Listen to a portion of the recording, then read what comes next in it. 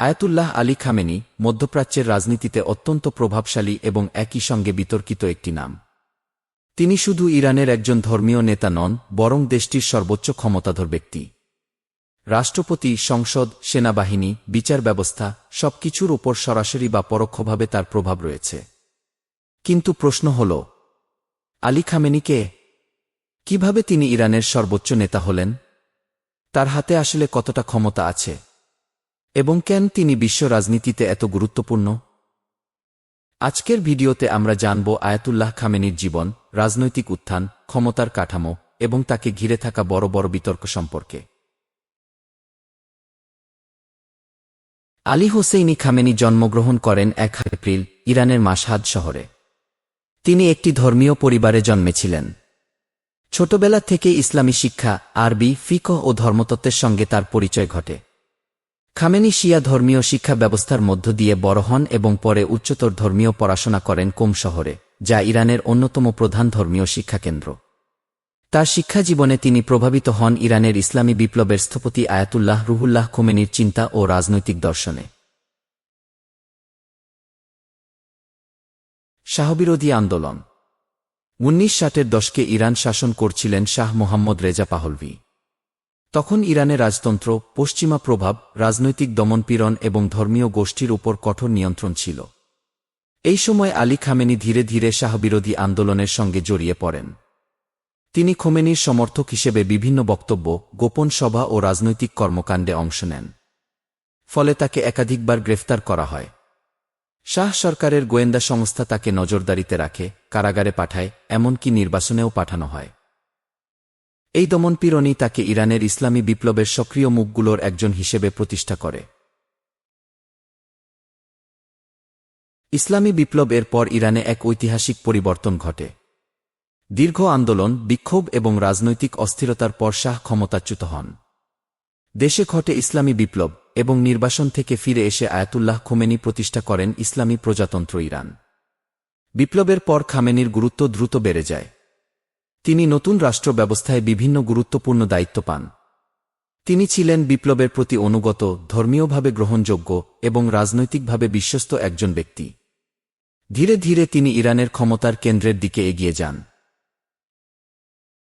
রাষ্ট্রপতি হওয়া ১৯৮১ সালে আলী খামেনি ইরানের রাষ্ট্রপতি নির্বাচিত হন।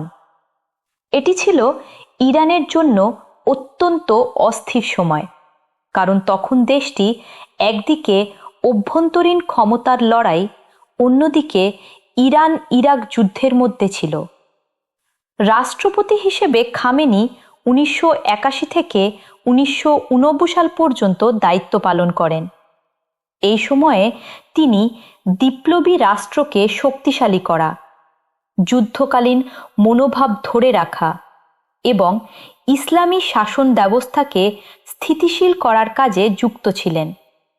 তবে মনে রাখতে হবে, সে সময়েও ইরানের সবচেয়ে বড় ক্ষমতা রাষ্ট্রপতির হাতে ছিল না। সর্বোচ্চ কর্তৃত্ব ছিল সুপ্রিম লিডার আয়াতুল্লাহ খোমেনির হাতে। সর্বোচ্চ নেতা হওয়া।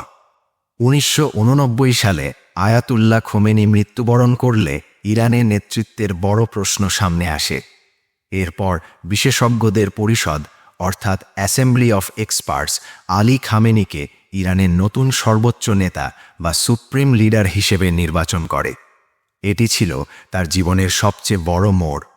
সর্বোচ্চ নেতা হওয়ার পর তিনি শুধু ধর্মীয় নেতা নন, বরং ইরানের রাজনৈতিক, সামরিক এবং কৌশলগত সিদ্ধান্তের কেন্দ্রবিন্দুতে পরিণত হন। ইরানের সংবিধান অনুযায়ী সুপ্রিম লিডার সশস্ত্র বাহিনীর সর্বাধিনায়ক, বিচার বিভাগের প্রধান নিয়োগ দিতে পারেন, রাষ্ট্রীয় সম্প্রচার সংস্থার প্রধান নিয়োগ দেন, গুরুত্বপূর্ণ নীতি নির্ধারণে চূড়ান্ত প্রভাব রাখেন এবং প্রেসিডেন্ট নির্বাচনের ক্ষেত্রেও পরোক্ষভাবে বড় ভূমিকা রাখেন। অর্থাৎ ইরানের নির্বাচিত সরকারের উপরে একটি শক্তিশালী ধর্মীয় রাজনৈতিক কর্তৃত্ব রয়েছে, যার কেন্দ্রেই আছেন আলী খামেনি। ক্ষমতার কাঠামো। অনেকেই ভাবেন ইরানের রাষ্ট্রপতি বুঝি সবচেয়ে ক্ষমতাধর ব্যক্তি, কিন্তু বাস্তবে ইরানের রাষ্ট্রপতির চেয়ে অনেক বেশি শক্তিশালী হলেন সুপ্রিম লিডার। খামেনির প্রভাব রয়েছে ইসলামিক রেভলিউশনারি গার্ড কর্পস বা IRGC এর ওপর, জাতীয় নিরাপত্তা নীতিতে, পররাষ্ট্রনীতিতে, পারমাণবিক কর্মসূচির কৌশলে, আঞ্চলিক মিত্রগোষ্ঠীগুলোর সঙ্গে সম্পর্কের ক্ষেত্রে। লেবাননে হিজবুল্লাহ, সিরিয়ায় আসাদ সরকার, ইরাকের শিয়া গোষ্ঠী এবং মধ্যপ্রাচ্যের বিভিন্ন শক্তির সঙ্গে ইরানের সম্পর্ক নির্ধারণে খামেনির মতামত অত্যন্ত গুরুত্বপূর্ণ।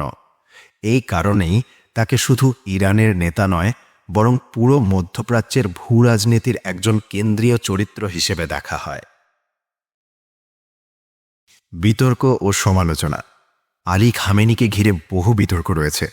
সমালোচকদের অভিযোগ, তার নেতৃত্বে ইরানে মত প্রকাশের স্বাধীনতা সীমিত, বিরোধী রাজনৈতিক শক্তির ওপর দমনপীড়ন চলে, সাংবাদিক, মানবাধিকার কর্মী ও প্রতিবাদকারীদের আটক করা হয়, নারীদের স্বাধীনতা কঠোরভাবে নিয়ন্ত্রিত, নির্বাচনী ব্যবস্থাও পুরোপুরি মুক্ত নয়। বিশেষ করে 2009 সালের নির্বাচনের পর গ্রিন মুভমেন্ট এবং সাম্প্রতিক বছরগুলোতে নারীদের অধিকার ও সামাজিক স্বাধীনতা নিয়ে হওয়া আন্দোলনগুলোতে সরকারের কঠোর অবস্থান আন্তর্জাতিকভাবে সমালোচিত হয়েছে। অন্যদিকে তার সমর্থকেরা বলেন, খামেনি ইরানের স্বাধীনতা, ইসলামী মূল্যবোধ এবং পশ্চিমা আধিপত্যের বিরুদ্ধে প্রতিরোধের প্রতীক। তাদের মতে তিনি ইরানকে বহিরাগত চাপের মধ্যেও টিকিয়ে রেখেছেন এবং দেশটির কৌশলগত অবস্থান শক্তিশালী করেছেন। আন্তর্জাতিক রাজনীতিতে ভূমিকা। বিশ্ব রাজনীতিতে খামেনির গুরুত্ব অনেক বড়। যুক্তরাষ্ট্রের সঙ্গে ইরানের সম্পর্ক, ইরানের পারমাণবিক কর্মসূচি, ইসরায়েলের সঙ্গে উত্তেজনা, মধ্যপ্রাচ্যে প্রক্সি রাজনীতি, এমনকি রাশিয়া ও চীনের সঙ্গে ইরানের ঘনিষ্ঠতাও তার কৌশলগত দৃষ্টিভঙ্গির সঙ্গে সম্পর্কিত। তিনি দীর্ঘদিন ধরে পশ্চিমা প্রভাবের বিরোধিতা করে আসছেন এবং ইরানের ইসলামী বিপ্লবী পরিচয়কে রাষ্ট্রনীতির কেন্দ্রে রাখতে চেয়েছেন। ফলে তাকে বোঝা মানে শুধু একজন নেতাকে বোঝা নয়, বরং আধুনিক ইরানের রাষ্ট্র ব্যবস্থাকেও বোঝা। আয়াতুল্লাহ আলী খামেনি এমন একজন নেতা যিনি কয়েক দশক ধরে ইরানের ক্ষমতার কেন্দ্রে অবস্থান করছেন। একদিকে তিনি ধর্মীয় নেতৃত্ব, অন্যদিকে রাজনৈতিক ও সামরিক কর্তৃত্ব, দুয়েরই প্রতীক। তার সমর্থকেরা তাকে প্রতিরোধের নেতা মনে করেন, আর সমালোচকেরা তাকে কর্তৃত্ববাদী শাসনের মুখ হিসেবে দেখেন। কিন্তু এতে কোনো সন্দেহ নেই যে ইরান, মধ্যপ্রাচ্য এবং আন্তর্জাতিক রাজনীতি বুঝতে গেলে আলী খামেনিকে বোঝা অত্যন্ত জরুরি। ভিডিওটি যদি আপনার ভালো লাগে তাহলে লাইক দিন, শেয়ার করুন এবং